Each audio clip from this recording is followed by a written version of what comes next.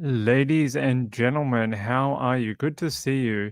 Back after a bit of a break. I saw you guys Saturday, Friday night, and then we're back today. I thought I would at least jump on and hang out for a little while and let you know sort of what's going on. Who the F is messaging me? Okay. All right. Hey, good to see you. Hey, Jojo. Hey, Francesco. Good to see you. Rachel, Carolina. Good to be here. I'm guessing everyone wants a bit of an update about why I was away. Well, unfortunately, things have gone a little backwards. Very not a great situation. The next, we'll know more in 3 days. We'll know more in it's about 24 hours now, and we'll know more in about another 48 hours. If everything goes well in the next 48 hours, it should be all right. But unfortunately, that first surgery she had, I don't know, they didn't catch something. Something broke during the week or something. One of the stitches on her internal organs broke open during the week. And yeah, just all hell broke loose. So she had to go into some emergency surgery yesterday. That's why I wasn't here, is because, well, I'm not going to be here if that's the situation. I'm going to be dealing with that. So she's out. She's messaging me, which is good. See, that's the thing. Last week it was so strange. When she got out of surgery, she was messaging like she is now, and I hear from her like every 20 minutes or so. But as the week went on, it declined, like severely declined. It was like I'd hear from her every 6 hours, and then I'd hear from her every 12 hours, and then I'd hear from her once a day. And then I was starting to hear from her like once every 48 hours. And I was like, this is not right. Like, there's something wrong here. And I tried to tell a few people, no one listened to me. They're all like, "Oh, it's just because of the painkillers and, just recovery time and all that." And I'm like, "No, I know there's something wrong because the behavior changed." And I was like, "Why would a behavior change so severely?" Anyway, it ended up being that, yes, there was something wrong. And unfortunately, this has pushed her timeline back by 3 weeks. So she's probably going to be still in the hospital for another 3 weeks. And so it'd be about a month all up. And then it looks like she'll probably have to go for another surgery in a few months. So we have to do this all over again in 3 months' time. Basically, the surgery, I'm not going to detail the surgery they gave her, but basically, to correct the surgery that they gave her yesterday, they have to bring her back in 3 months' time and then do this all over again. So, I just feel like I'm being tested right now. I really do. I'm just like, what did I do to deserve this? What did I do to deserve all this friggin' mountains to climb right now?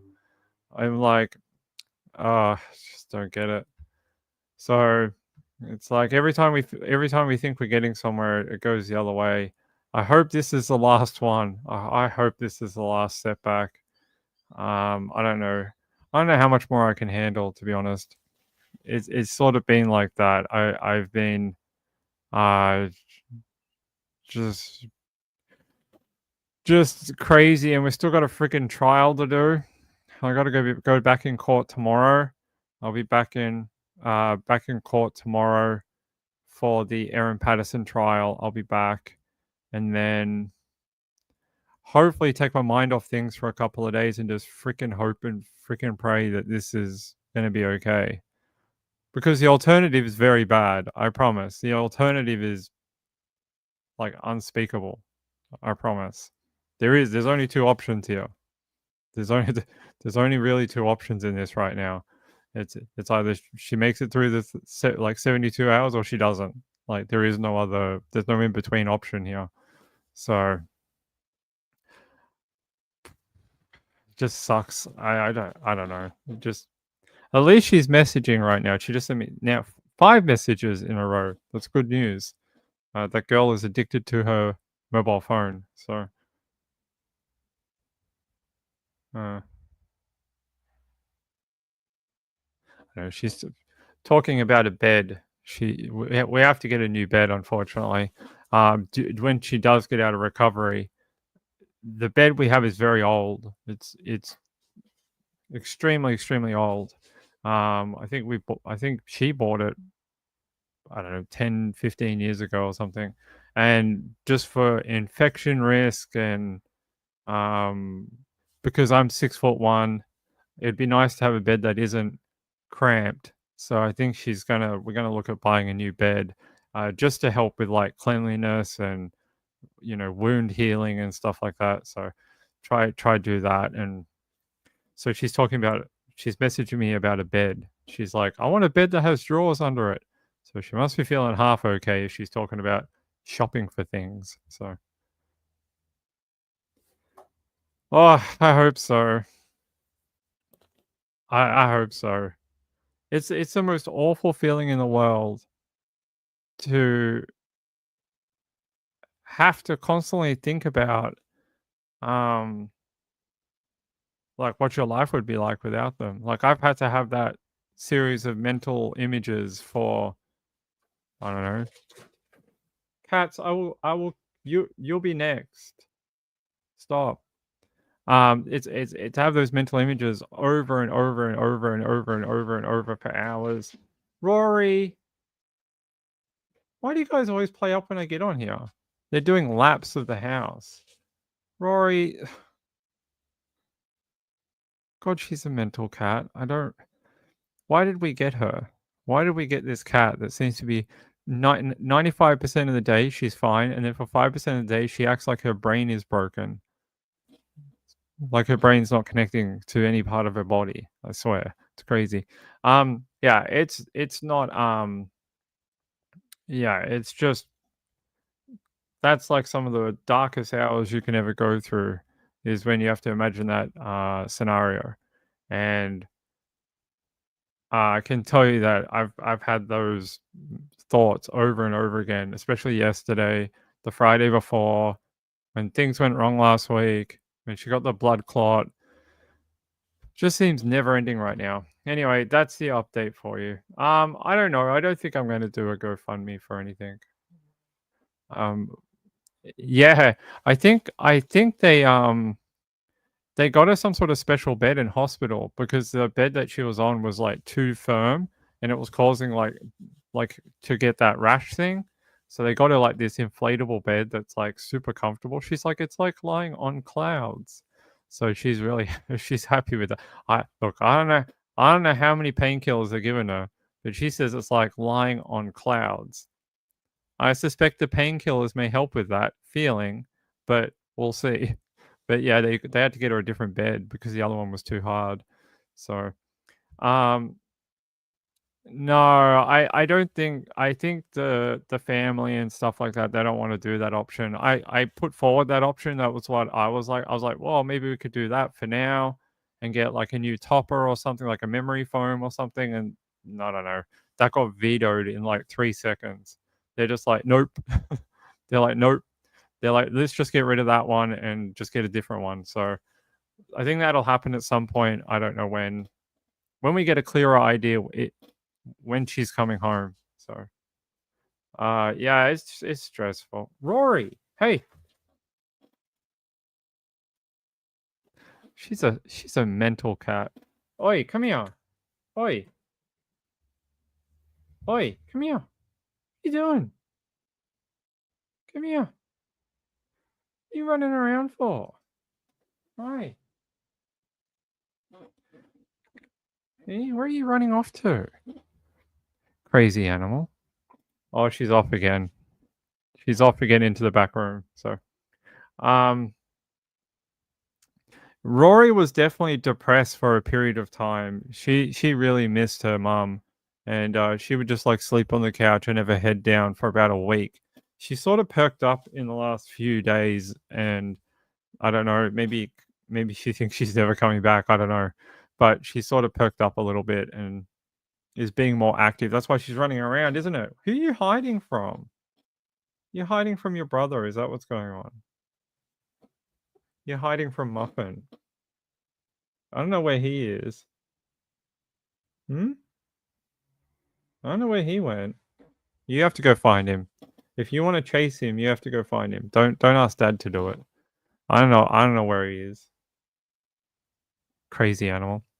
Um, hey, Justice Jane, how are you? Good to see you. So yeah, it's been a long 10 days. I promise. One of those. It's like when you feel like you've had enough. It's just like, hey, here's some more bad news. Have some more bad news. So we'll see what happens next. Let's see what else negative things I can have happen in my life. Kathy says pets know when something's different. Yeah, they Muffin. Now you no Phoebe Bishop has been found. Phoebe Bishop was found 2 days ago. They already found her body, and the people that killed her, the roommates, have been arrested and charged with murder. We've done shows on this already. Yeah, no. They found her. Coroner came to the scene. I think it was late last night, and finally removed the body. I double checked that information, but I'm pretty sure that's correct. It was late last night. I think so. Anyway, they found the body 2:30 p.m. on Friday, but they weren't able to access it. Apparently, there was aggressive animals that were around the corpse of Phoebe, and they were being violent towards the first responders and the coroner and police. So I don't know what they did to get rid of them, but they disappeared. Muffin, I swear.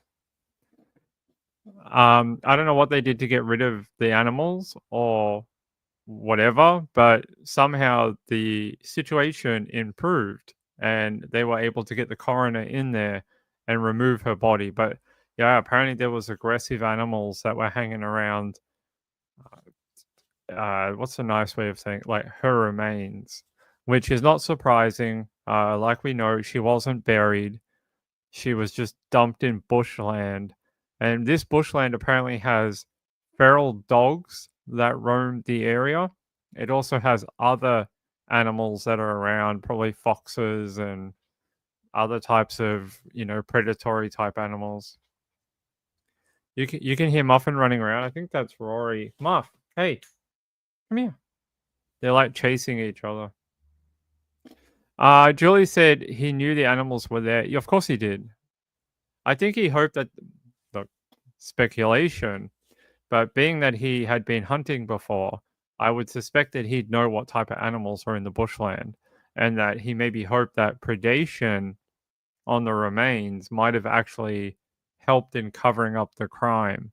I don't know that for sure. I don't have any sources for that, but seems odd to just dump her on top of the soil and not try and shallow bury her, which is suspicious if you ask me.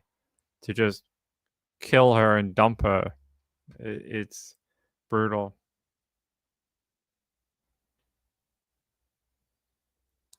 This doesn't feel like the first offense. Well, I don't know of any past offenses for either of them. I can't comment on that. I will say that people do some really stupid things sometimes. But this came out earlier today. This has been all over the media down here this afternoon.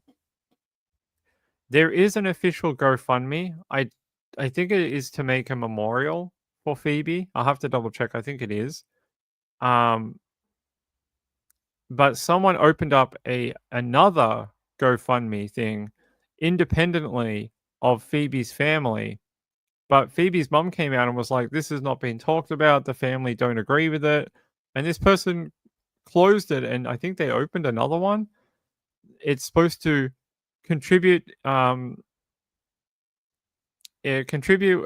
contributions will assist in covering time, resources, and necessary costs in facilitating public memorial efforts, raising awareness, and coordinating community-driven support initiatives surrounding this event. That's the biggest load of shit I've ever heard. That just sounds like buzzwords that you might put on a survey or a resume. They're not real things. And if the family's not like co-signing it, then you just need to shut that shit down. Stop. You're actually being insensitive by doing this. By having a secondary GoFundMe away from the family help one that they're endorsing, you are being actually insensitive.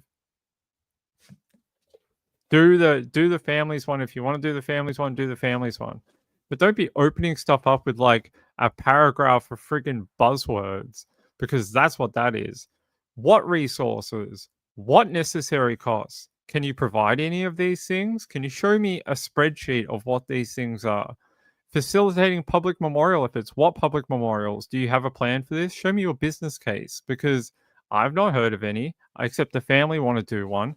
But what involvement do you have in it? Do you have any involvement in it? No? Okay.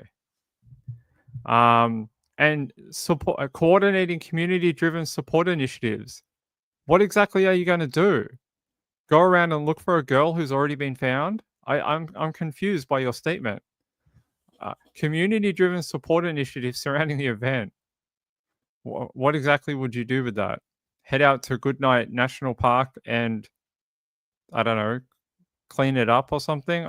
It's bizarre. It's bizarre. It sounds like a scam to me. Don't be funding that one. If you want to fund one, fund the families initiative. That, try and do what they want to do in these type of situations. These crackpots that open up these secondary ones on the site, half the time they'll just run away with the money and not pay it off to the family, or it just disappears. So get out of here. Get out of here, scumbags. The fact that, like, the thing that drives me crazy is someone actually went to the effort of doing this and was like, yes, this seems like a really good idea. And then you look at it on this piece of paper and you're like, this doesn't seem like a good idea. I worry about the person who read through all this and went, yes, people will love it. Yeah, I worry about that person. Just, as far as I'm concerned, it's insensitive to the family to do that. They just found out less than 48 hours ago that their daughter is dead and has been murdered. And all you can think about is contributions will assist in covering time, resources, and necessary costs in facilitating public memorial. They haven't even buried the girl yet. What do you mean public memorial efforts? They haven't even had a funeral for this girl yet. You're about 6 months too early. Come on. Public memorial efforts. They haven't even had they had a sort of like a memorial public thing, like a vigil the other night on Saturday. But they haven't had like a memorial and like a funeral, private funeral for the family. I'm not even sure her body's been released to her family yet. And here you are going facilitating public memorials. What are you going to do? Grab a bunch of spray cans and paint on the back of the IGA or something and be like, Phoebe, RIP. This comes from GoFundMe money. No, like, it's the dumbest idea I've ever heard. Rachel said that wording sounds like a scam to me. Sounds like they ran it through an AI filter, and the AI was like, "Yes, this is what you need," and they just went, "Yeah, just copy and paste it." Crazy people out there, my friends. Crazy people. Apparently, they set a target of $10,000. However, only managed to draw in $24. I wonder why. Yeah, apparently it was called out by the mum.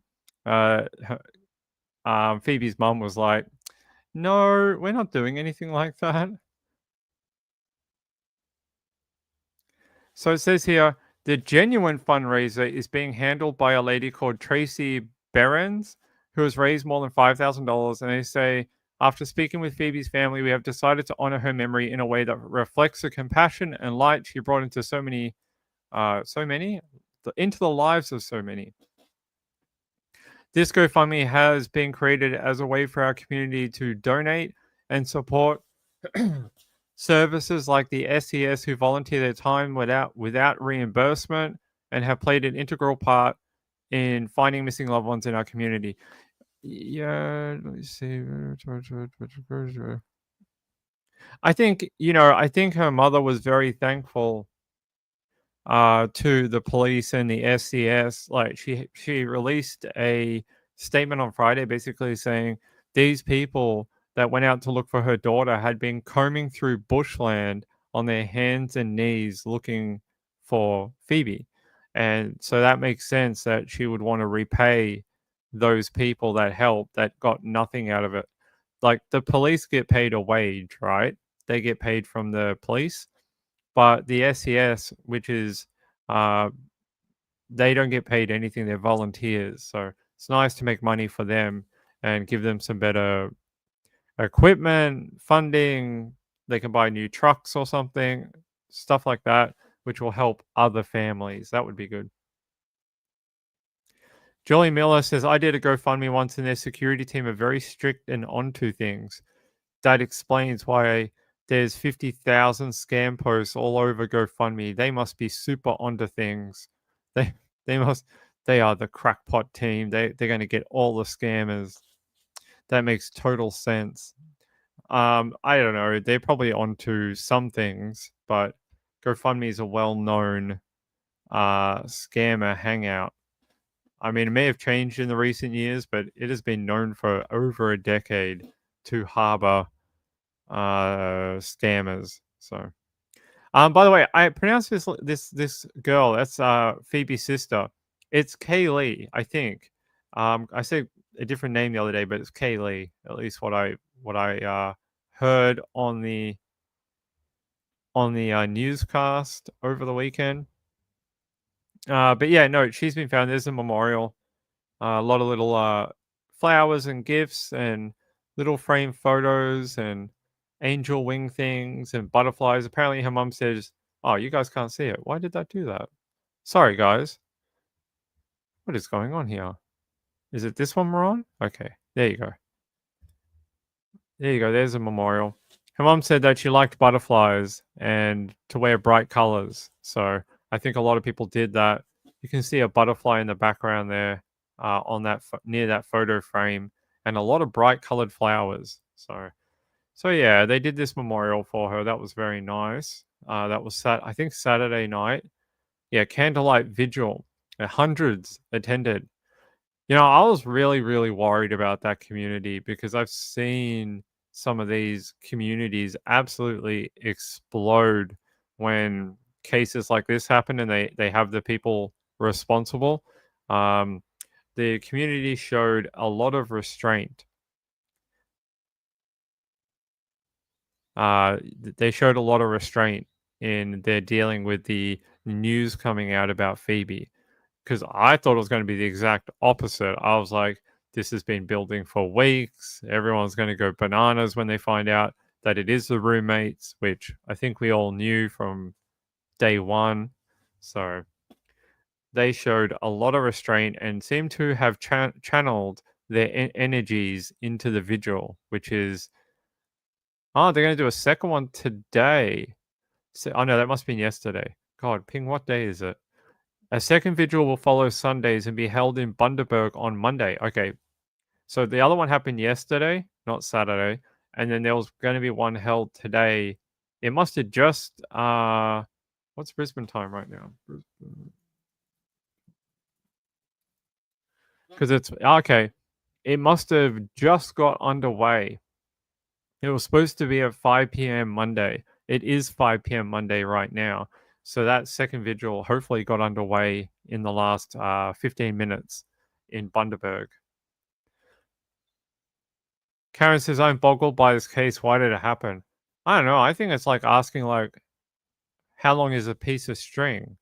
Because there's multitudes of reasons why people kill people. Happens all the time.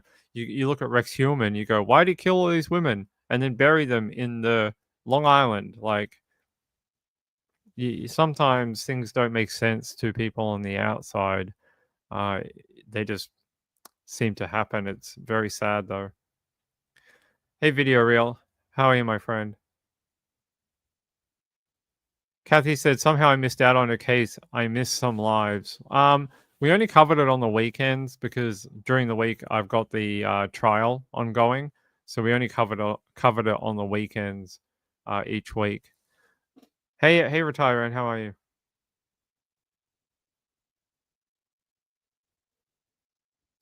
I don't know. I have no idea what's going on. Did someone hijack your account, buddy? Maybe they did. All right, let's see what else we've got. By the way, and the stuff going on in LA at the moment, it feels like every summer since the pandemic, there's been like crazy stuff happening in LA in June. I don't know if you've noticed this, but every June, when the weather gets a little warm, everyone just goes a little crazy in LA, and they start protesting, and you get all these big skirmishes happen. It was last summer. Last summer we had the exact same thing. We had riots in LA. There was people that burnt stuff down. There was people that pillaged different places and took items and were arrested. It seems like every summer now, as soon as it gets a little hot at night, everyone's like, let's go and protest something and and like set things on fire. That would be a great weekend. Let's do that because it's been happening since what 2020. Since 2020, has there been one every summer? I think there might be. And I get what this one's behind too. Here you go. Here's some photos.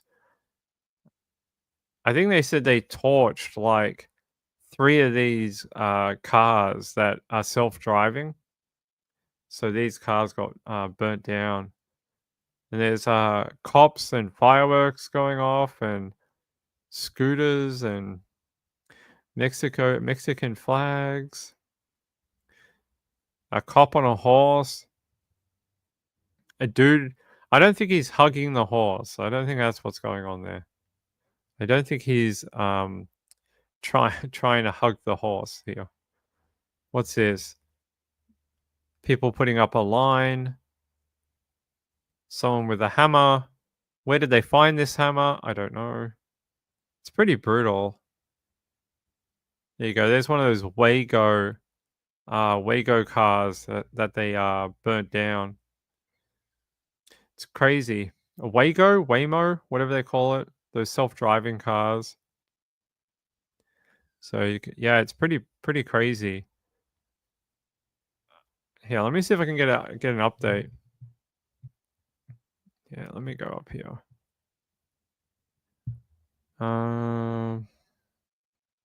Let's see if I can get an update on the protesters. What's going on tonight?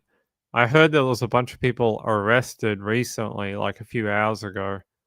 Let's go here. Now, let me take you out to Fox Live very briefly. Is required by the law enforcement people. They have to be treated medically if they're hurt or if they are complaining of injury, and it's a very difficult endeavor.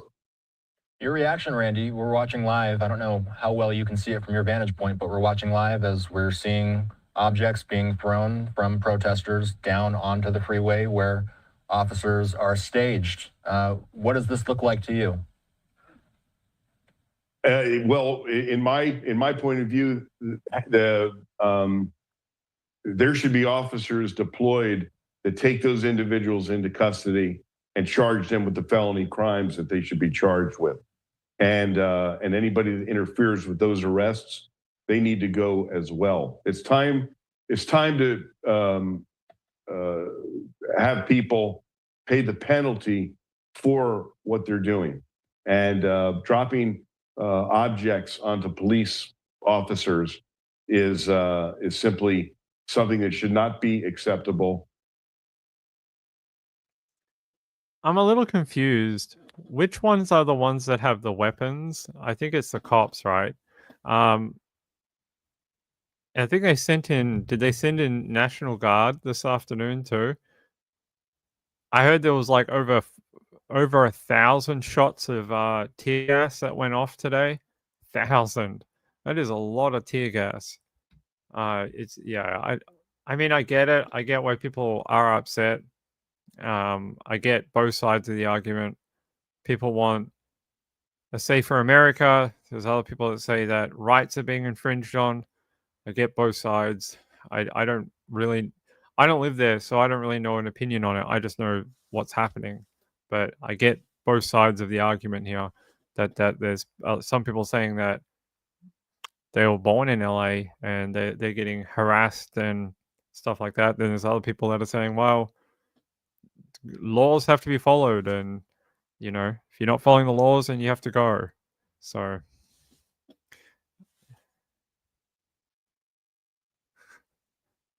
video reel.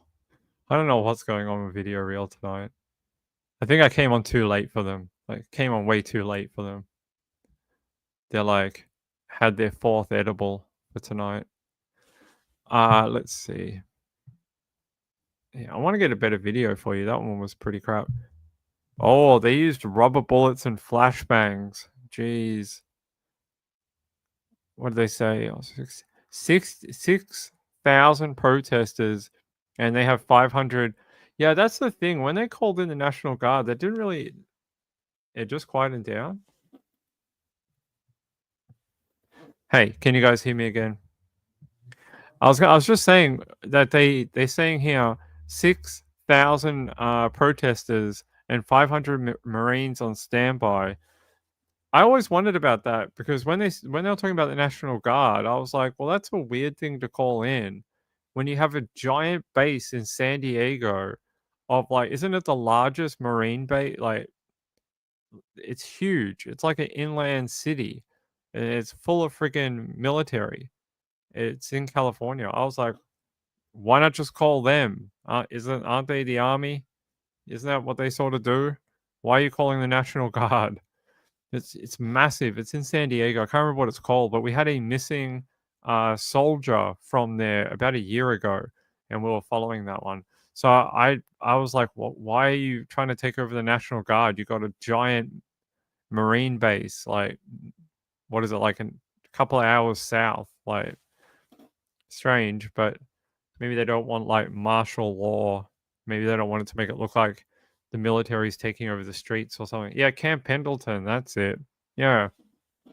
Remember we had that missing service person from Camp Pendleton about a year ago? I think they found him on the base in the end. They ended up finding him somewhere on the base, and yeah, he was just trying to abscond or something from his service. They are peacefully protesting. I don't know what peaceful means. I only speak Australian. I don't speak American. James says the National Guard only protects the ice building. Really? Oh. What happens if they bring in the Marines? That'll be interesting. Do they protect the ice building? Do they protect the citizens? Isn't it supposed to be to protect the country? Isn't that like the whole idea of the military? Shouldn't you protect like the people who are Americans? I'm not sure how that works, but they are not P. They are not P. Hey Chipmunk, how are you? Yeah, it's all right. We have a new microphone coming. This one is on its way out, unfortunately. Like if you just hit the bottom, it turns the volume all the way down, or it turns it all the way up. It's this volume thing here, see, is really loose, and it just takes a swipe of your hand and it plays with the volume.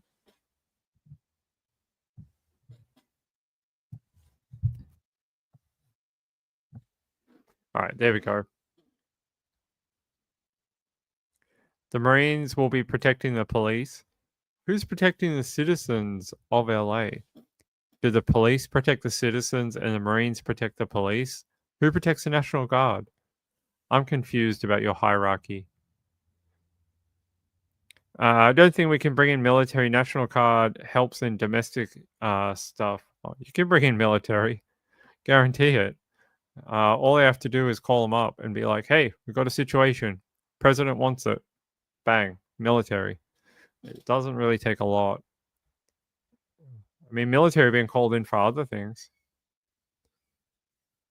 Sure. Are you my shot caller video reel? I don't think anyone's messing with me. I'm all right. I get messed with very, very solemnly, luckily. Yeah, I don't know what. Well, we'll see.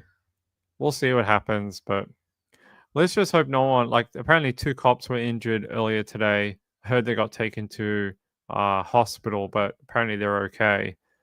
And I heard there was a bunch of protesters who were injured as well. So, let me see if we can find anything newer than. Yeah, let's go to news.com. Oh yeah, the 9 News reporter got hit by a flashbang. After hours of standing off, this situation has now rapidly deteriorated. The LAPD moving in on horseback, firing rubber bullets at protesters, moving them on through the heart of LA. You just shut the fuck up! You okay? She moved like too far back, and she must have got into their barrier. So they must have had a certain point where they were like, if anyone comes into this line, we're gonna try to get them to move back. And the guy aimed at her and got her right in the leg. That was an Australian reporter for, I think it's a Channel 9 correspondent.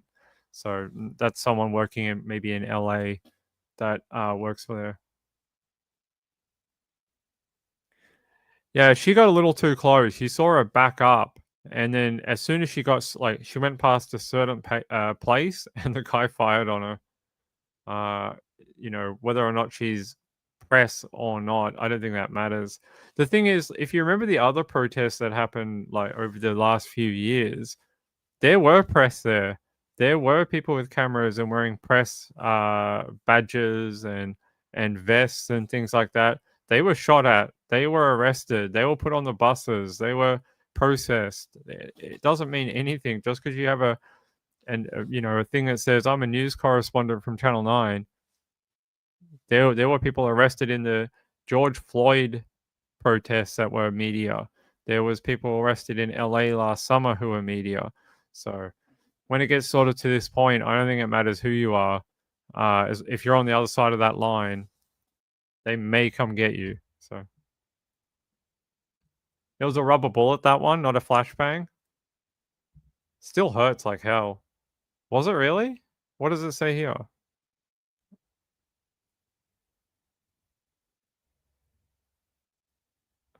You sure it was that? I'm good. The LA area to probe on through the heart of LA. See what gun he has. Oh, it could be. Yeah, it's a thin gun. It's not. When they have the flashbang one, it's a lot thicker in the barrel. Hold on. Oh, yeah, it could be rubber bullet. It's hard to tell on this angle, but I don't know. Yeah, it could be. I know they were firing gas grenades at people as well. So yeah, she's gonna have a hell of a bruise. I'm sure she's gonna have a very sore leg for a few days, and a hell of a dark bruise on her calf. Flashbang's just a canister that goes off. It dazzles, basically dazzles you, and it's like bright light, and it basically They often fire or throw them into homes when they're doing controlled extraction of people or raiding a home, and it's designed to dazzle the people inside of the home so that they get the upper hand because the other people can't see and can't hear properly. So it sort of confuses you just for a few seconds, and that's what they use them for. I don't know. That might have been a rubber bullet. I didn't see any of that bright boom like that.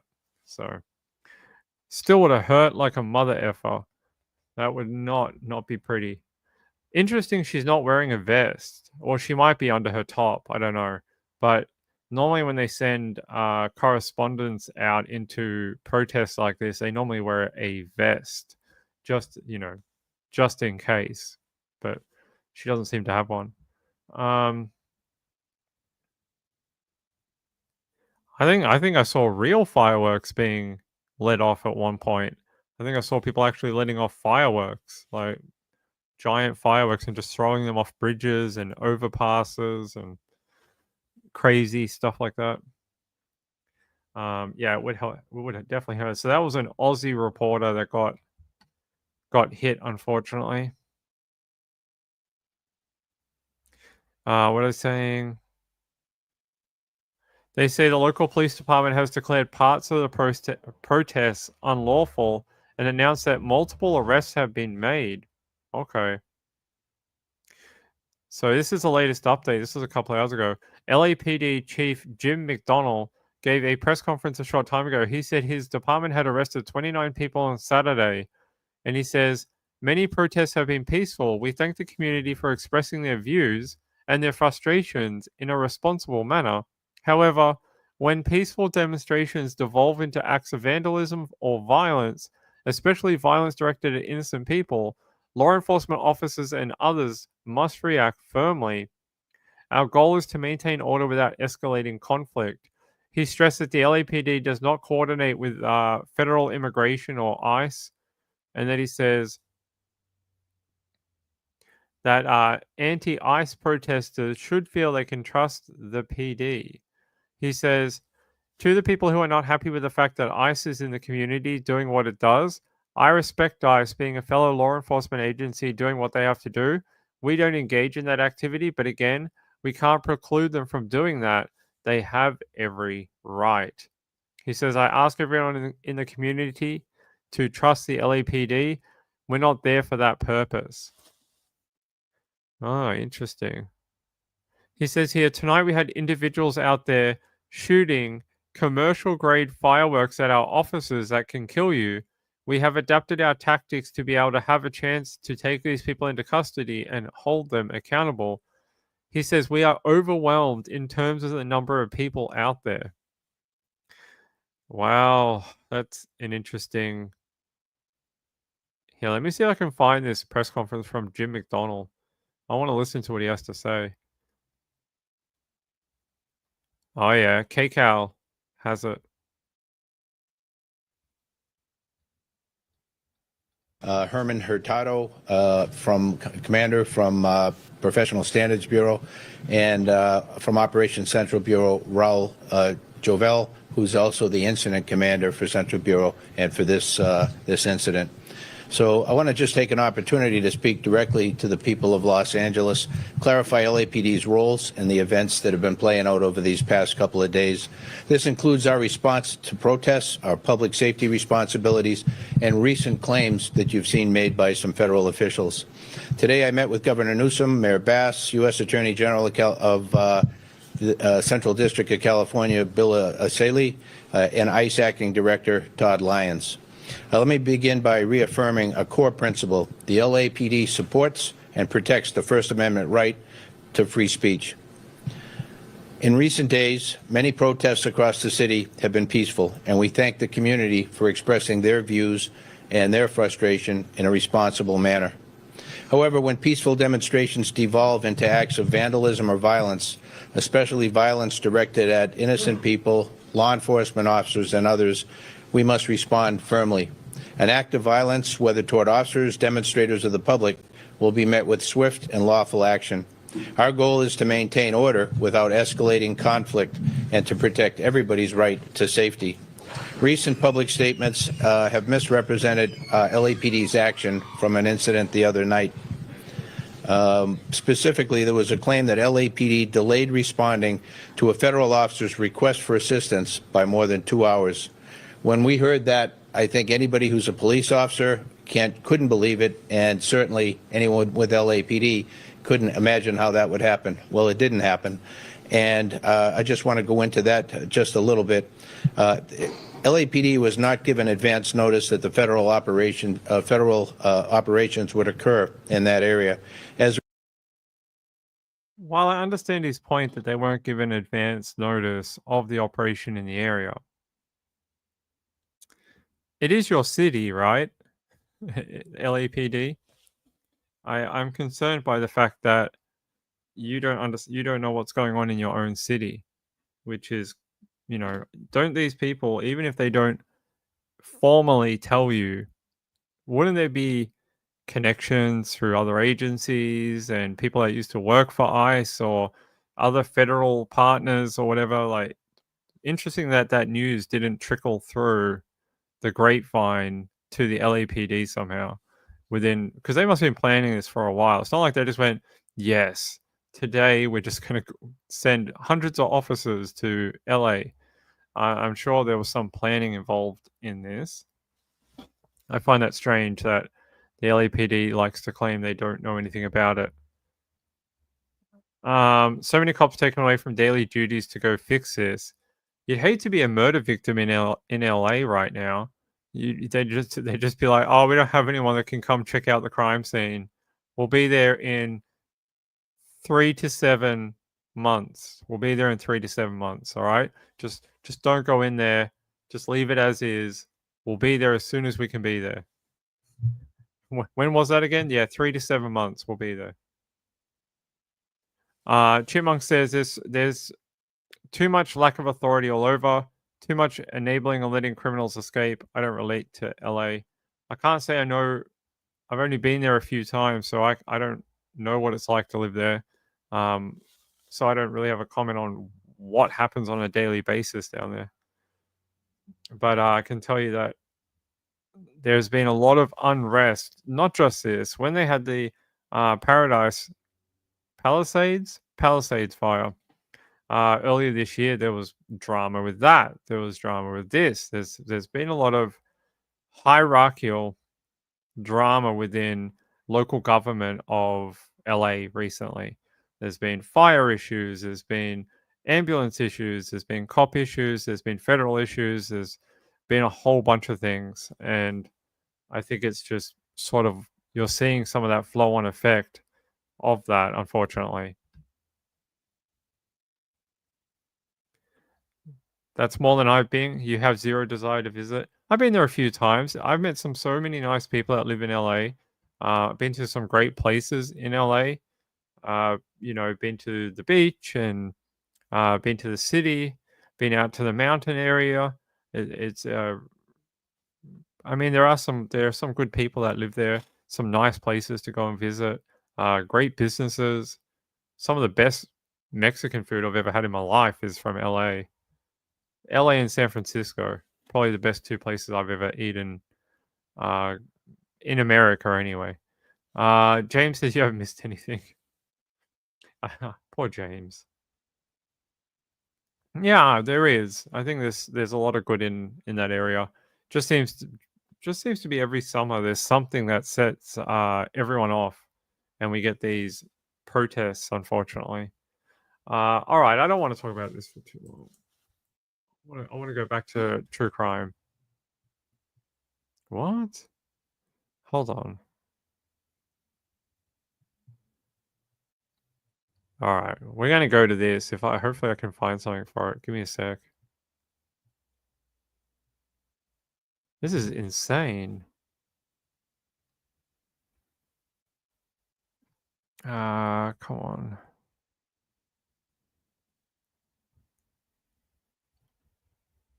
Hold on, let me try to find a source for it. Yeah, here.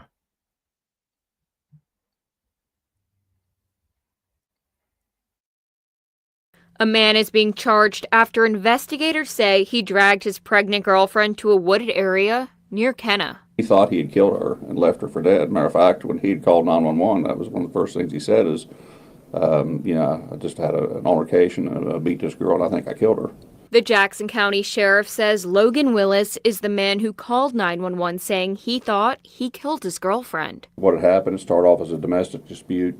That's when the Jackson County Sheriff says the dispute moved to a more remote area. It escalated to a point to where she was beaten unconscious, strangled, and then drugged to a nearby wooded area. And what he says, I thought I killed her. Willis was arraigned Friday night on charges of attempted murder, malicious assault, and strangulation. The number of times that she was stricken, clearly it wasn't an accident, and it's repetitive over and over and over. Kicked, beaten, strangled. This was above and beyond just simply losing your temper. Willis is expected in court again within the next 10 days. Ariana Mintz, WSAZ, Jackson County.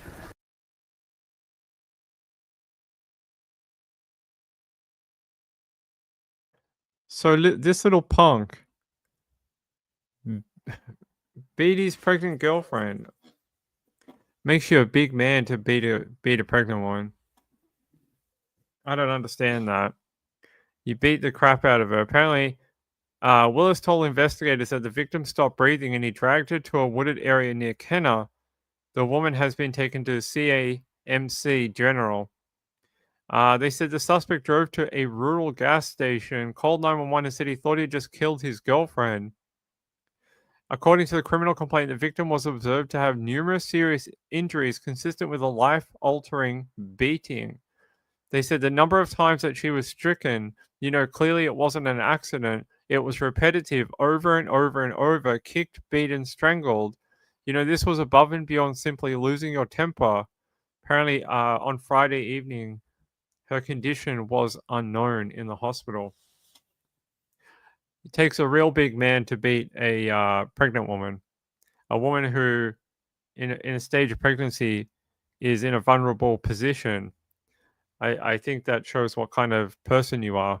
The fact that you would have to strike a woman anyway, and then two, a pregnant woman. Like, what's wrong with you? Who raised you?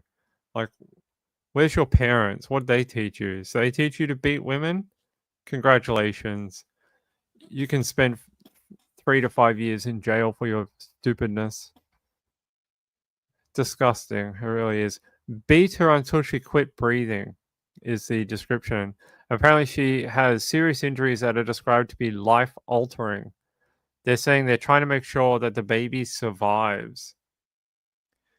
What a little bastard. Look at him. Here, let me go to WSCH network and I'll show you. See if I can get some. Here he is. This little punk. Have fun in your Tyvek suit. They took his clothes off him because he was part of an attempted murder. Good work. You can wear your Tyvek suit now. You look so cool. Sean said, how old? I think he's only a teenager. Hold on. Did it give me an age? 21. He's 21. So he could only just have a beer legally in the USA. And he's only just now, he was just arrested for beating the crap out of his pregnant girlfriend. So he graduated. He became legal and beat a pregnant woman. Congratulations. We're going to reward you. We're going to give you a prize. It's called F around and find out. And now you found out, you get to go to big boy prison. You don't get to go to juvie. You get to go to the big lockup. You get to make some friends in jail. Have fun with that. Yeah, he gets to go to big boy prison. Maybe someone will make him their bitch. Hopefully. Sorry, I never advocate for sexual violence behind bars. That's not what I said. I said something else. You misheard me. It's the Spanish accent. Sean said, I'd be scared. I would be too if I look like him. Looks like a young Justin Bieber. They'll love him in there. They will love him a little too much. Rachel said, I hope the baby is going to be okay. Yeah, it's concerning. Very concerning. They just said the mother and her unborn baby were transported to a local hospital in critical condition.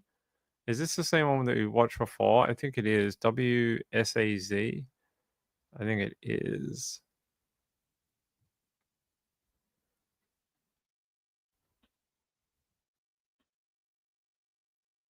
I think it is. I love how they perp walked him at the end. Watch this. Within the next. Here, let me mute it. They perp walked his ass. Look at this. I love it. They're like, come on. Come on, you sad excuse for a man. Come on, go up the stairs. Look everyone in the eyes. We're going to... I saw one the other week. I think it was a couple of months ago. You know what they did? They had this person arrested. It was for a really violent crime. and they had to walk them from the police station to the prison, and they were next door to each other. And all the media is there, and they want to take photos and video. So the cop like dragged them out of the police station, took them to the media where the media were hanging out, and just sort of stopped there for a good 2 to 3 minutes and let the media just go absolutely mental. And then went, "Oh, we got to keep going now. That's weird. We stopped for a while. That's my legs were tired. I needed to have a break." Yeah, no, they deliberately did it and just like hung him out to dry in front of the media. It was one of the most funny things I've ever watched in a perp walk. They did it a little bit here too, but not as brazen. That one was like super brazen, the one I was talking about. They just like dragged him out of the cop shop, took him across the road, and just like held him there for at least 2 to 3 minutes and let the media just go bananas taking photos and video, and then was like, "Oh, we have to keep going now." This one, they just sort of dragged him up the stairs a little bit. The media was waiting though. You can see the cameras were all there. This little punk beat a pregnant girl. Someone's gonna beat your ass in prison like you are a pregnant girl. I guarantee it. Someone in prison is going to take a special liking to you, and it's absolutely going to throttle you. Because there's some men in prison who really don't like if you attack women, even though there's a lot of women attackers in prison. But some people really don't like if you do that kind of stuff, and they will demolish you. Simon says, "Touch your feet." Zen says, "I never know when you're going to be on. Do you have set times?" During the trial, it's been a little bit up and down, and with the hospital stuff going on, it's just sort of been whenever I can fit it in.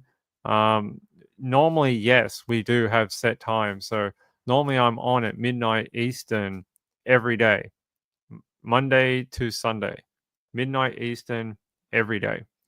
But with the trial and the hospital stuff, I've just been fitting stuff in where I can at the moment.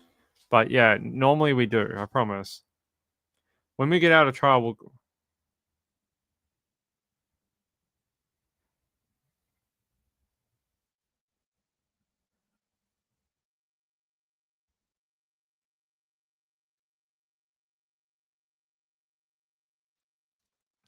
Yeah, so normally we do. Normally we have set times. I know it's a little rough right now for everyone. Just bear with me until one of these two situations sort of resolves. They will eventually. One of them will either get a verdict, and the other one will be no more hospital. So one of them will sort of finish eventually. When is trial going to finish? I have no freaking idea. I thought I knew. I was wrong. It's been a while. Hey Natasha, how are you? Good to see. Oh, by the way, I got a after we did the show on Friday night, Saturday night. After we did the show the other night, I got a donation from my friend. From my friend Marjorie. And I almost forgot about it. I wanted to say thank you to Marjorie. I just want to find her message here. She says, "Sending a little support and good wishes. It's been a heck of a month for you and the missus. Hope the month ahead is a bit easier for you both. Appreciate all your coverage of the mushroom trial and everything else." You are welcome, my friend. I appreciate it. It's been a hell of a month. It really has. More than I ever thought I would be going through. It's been brutal. And I got to go back to court tomorrow morning. So, yay. But I got to see the trial to the end. I got to come this far, got this deep into the trial to like day 29, have to get to the end.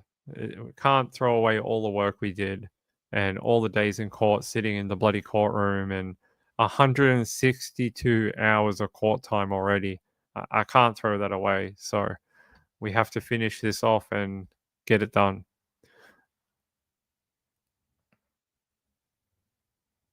A scripture. Okay. Are you glad for the experience? You mean the experience of my wife being in hospital? No, I'm not glad for that. Am I glad for the experience of going to the trial? Yeah, I'm very thankful to the people that made that happen. One, the supporters of this channel that helped fund that trip, which is still ongoing. But I'm thankful to those people because there's no way I would have been able to do it without that support at all. It's costed thousands to do this. I'm also thankful to the media teams and the Supreme Court and all that type of thing, because I think it would have been very different coverage if I couldn't bring you that inside access to the courtroom. And on this channel, that's what you're getting. So you're literally you're getting what's in court, and I don't know anyone else that's really doing that.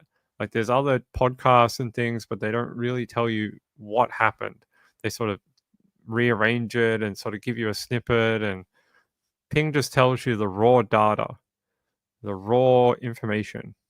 We'll do a more fancy, glossy, polished podcast when the trial gets a verdict, and it'll have a lot more of my analysis and evidence and this and that, and it'll be a lot more maybe what you're looking for, what some people are looking for. Zen said, "Setting, yeah, thank you, I appreciate it." Natasha says, "Hang in there, the finish line is coming. Looking forward to a future book on the case and the court proceedings." I haven't accepted any offer. We did have an offer early on for a book, but I've rejected it now. I don't know if I ever will write one, but I will make a podcast about it. But I don't know if I'll ever actually write a book about it. There's 2 books as far as I know. As far as I know, there's 2 being written about the case, and I've seen a couple of authors writing at the trial, and I see them taking notes every day, and they got like little leather-bound books, and they're sitting there writing their novel. So I have seen that. I hope you did. I hope you did. Thank you, Justice Jane. I appreciate it. Well, it's been a very steep learning curve. Like the learning curve in the first week and a half was brutal. It was like trying to figure out how to make a podcast out of this information. Like, how do I do this? And brutal.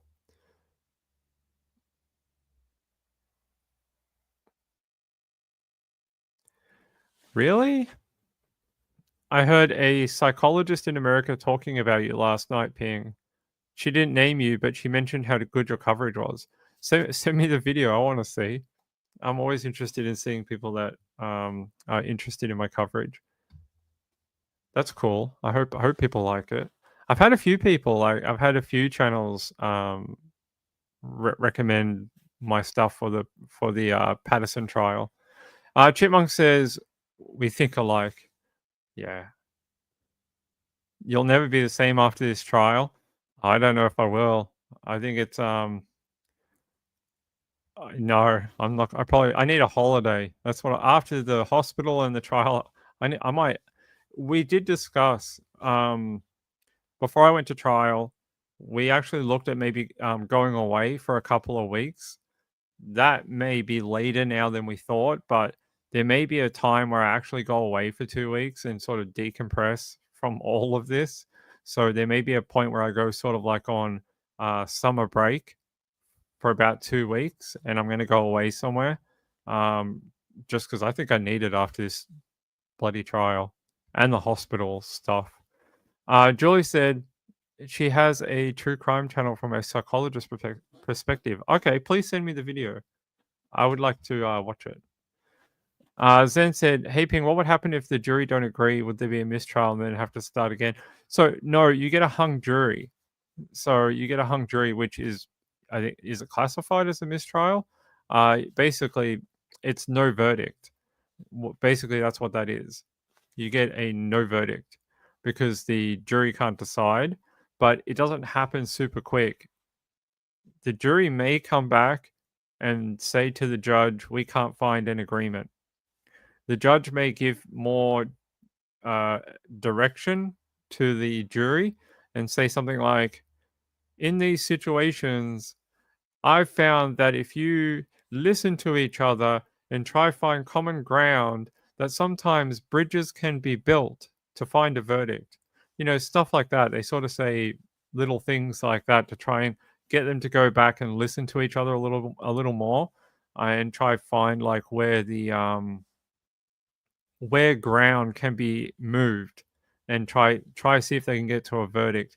That may happen for a few more days, and then they'll say, judge, or whoever it is, we really cannot find a verdict. Like, we've tried, we've broken down things, we've looked at stuff, we've tried to compromise, but no one's moving off their viewpoint or their vote. And then the judge may try again. Sometimes they just go, look, if the jury can't get there, they can't get there, and they listen to how many weeks of trial, and you end up having to start all over again. The DPP can refile the charges after that situation. So in Australia, that can happen. And if you get a hung jury, the likelihood of the DPP trying again is actually pretty high.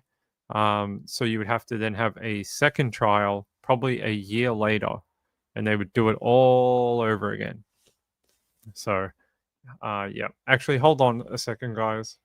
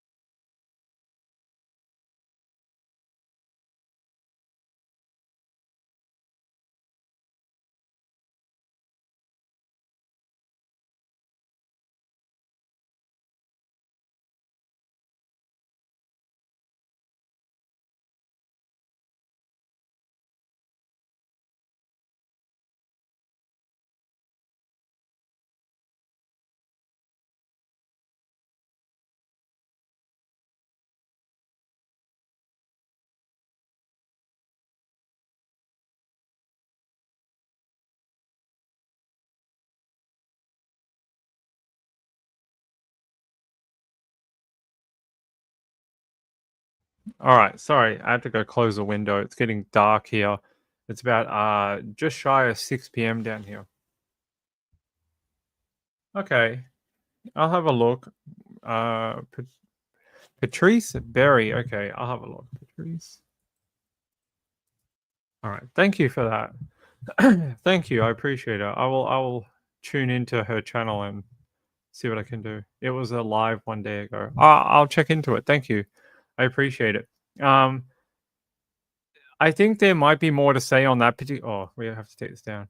I think there might be more to say on that subject later on, at a point later. So I've actually reached out to some bigger channels. I reached out to Lies and Alibis. I've reached out to them. I've reached out to Dr. John and Lauren Matthias. I reached out to them. A couple of other channels, big channels, that if they want to do any American-based post-trial breakdown of things, that I would look at it.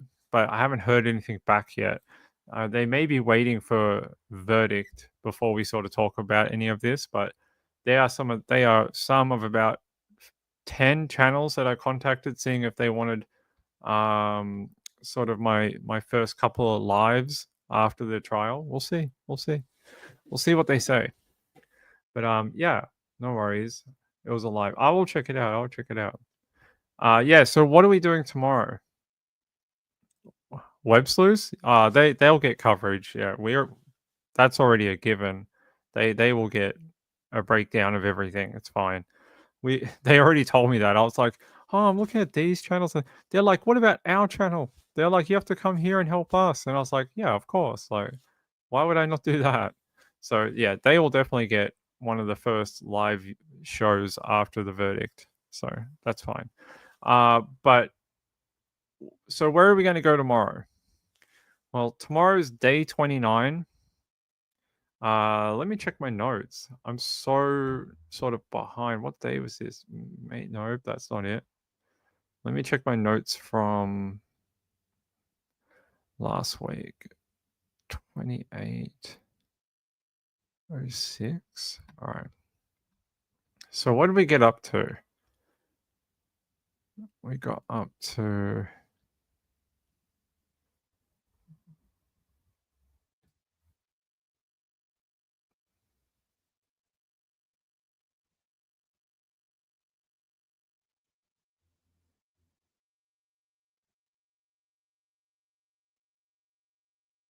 okay.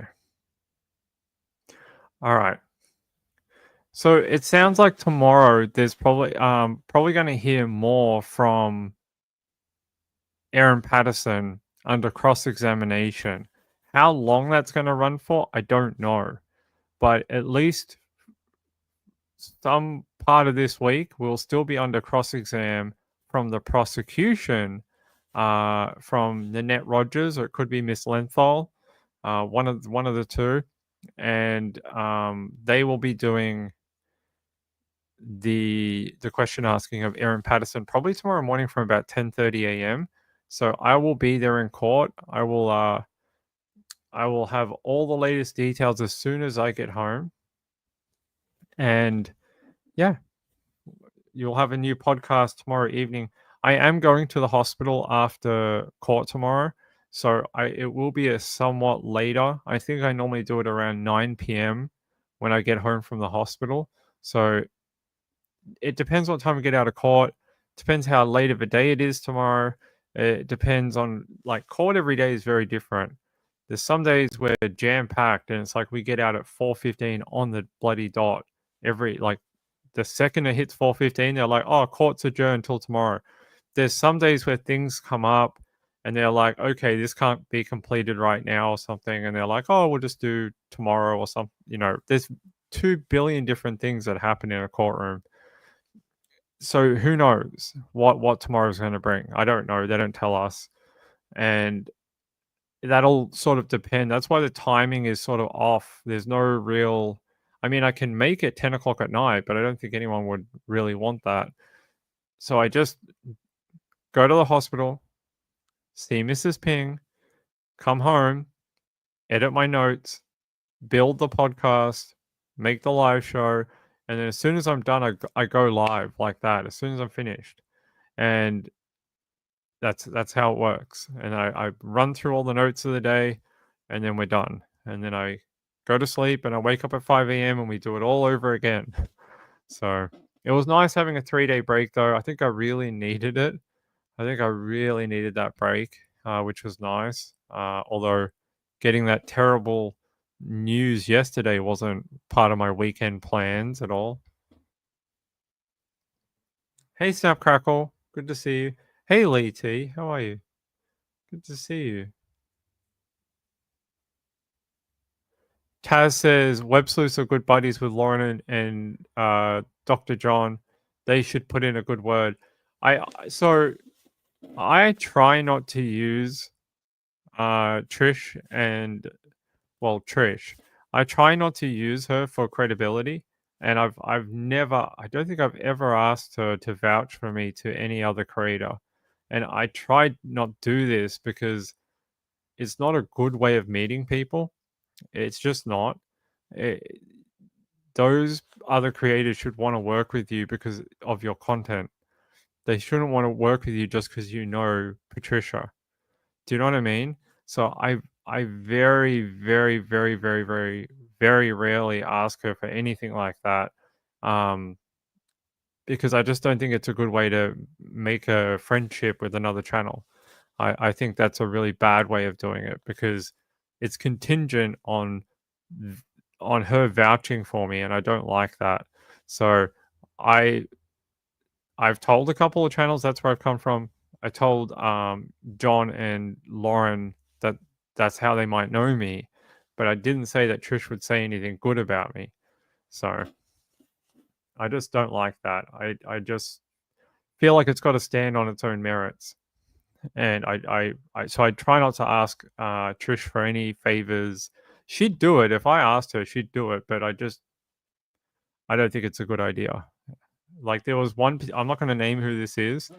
There was one particular person that I really, really, really wanted to interview, and I know Trish knows them, and I know they've worked together before many times, and I contacted them a few times. They ignored me.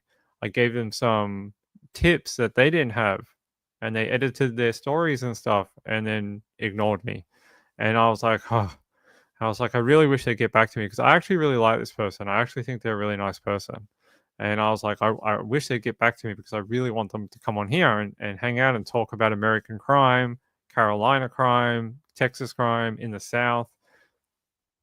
No, I mean, I could ask Trish. I could be like, hey, can you contact this person? I know you know them, but it's not worth it to me. I don't feel the need to call in that favor just to get that person to reply to my emails. And it's actually, to me, it's a little insulting that they won't.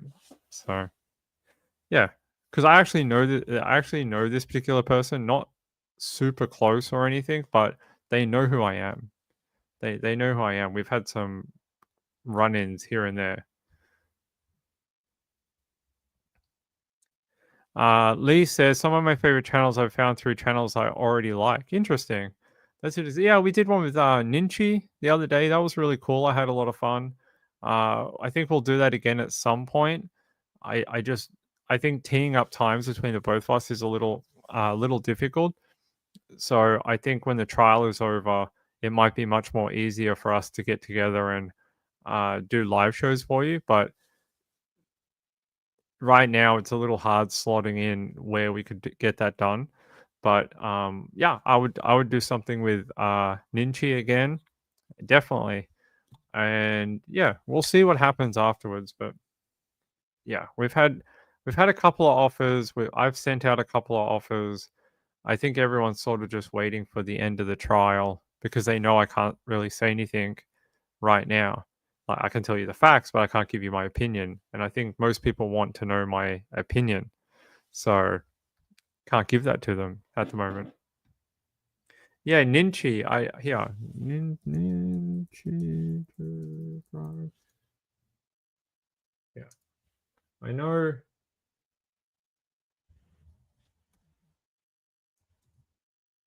I know my Spanish accent sometimes triggers some of you Americans, but there you go. Ninchi True Crime. So if you want to see, we did a live show on Friday. On Friday, we did a live show on Phoebe Bishop.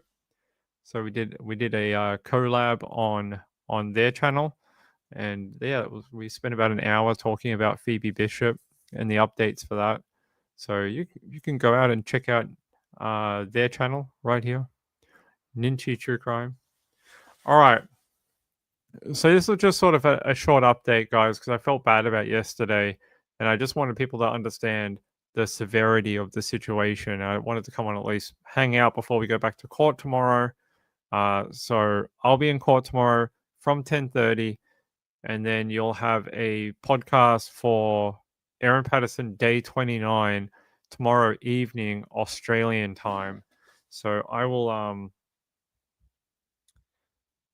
see you then. I will see you then, I promise.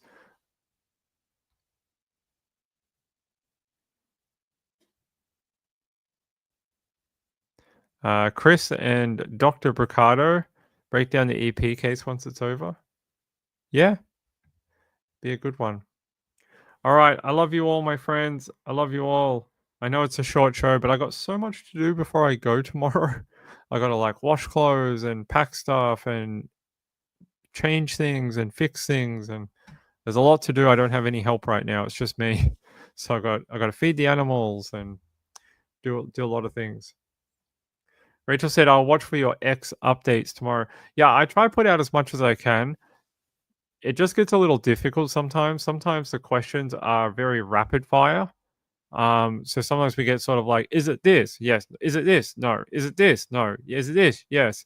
And you're typing so fast, I can't always typing my notes and type on Twitter at the same time. I don't have 4 arms, unfortunately. So I'm like typing in my laptop, trying to get stuff done.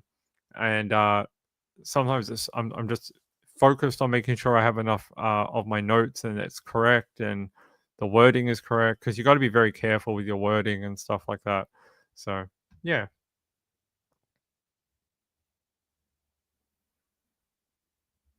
Oh, okay. Lee says, I think people are probably waiting until you can talk fully. Some of the channels they usually watch are so locked up with Karen Reed, they're not doing anything else. Well, that could be true too. There's also the Laurie Vallow, Brandon Boudreaux trial right now going on in America too. Hey, Francesca. Thank you. I appreciate it. Yep. Good night, everyone. Good to see everyone. Good to see some of my regulars who I haven't been able to see in a while. Hey, Rachel. I will see you guys tomorrow for day 29 of the Aaron Patterson trial. Have we really done 29 episodes of that bloody podcast? Damn, I think we have. We're going to hit 30 episodes. That's insane. And we got 10 coming after the trial, which delve deeper into some of the bits and pieces. So, a lot of EP content right now. Now and in the next month or two. Yeah, have a great night, everyone. I will. Thank you very much. Just give us all your love and prayers, please. Positive thoughts. I'll take any karma that you've banked up. I'll take, prayers, thoughts, vibes. You have any vibes left? I'll take some of those. Anything that could help right now. It could. No, I don't think so. I think we're reaching the very pointy end of this trial. How long until we get to that pointy end? Is it this week? Is it next week? Is it the week after? Somewhere in there. Somewhere between this week and 2 weeks from now, I think is a decent estimate. Where in there, we'll find out when it happens. So as soon as I know we're in verdict, there'll be a banner go up on my channel, and you guys will know like that. And same on the Twitter, there'll be a banner go up, and you guys will know that we're in verdict watch. So you'll be some of the first people to find out that the jury has been sent away to deliberate. That information will come so fast, you guys won't even. It'll make your head spin. I'll just be like, "Oh my god, we're in deliberations. Like, I can go home." Because we have to go home during deliberations. There's going to be no anything open. Basically during the, I think so anyway. I don't think they're going to let us in. At least I'm not sure. No one's told us anything, but I would assume that the jury's just got to work, and like, what would we do? There's, we're not in the jury room.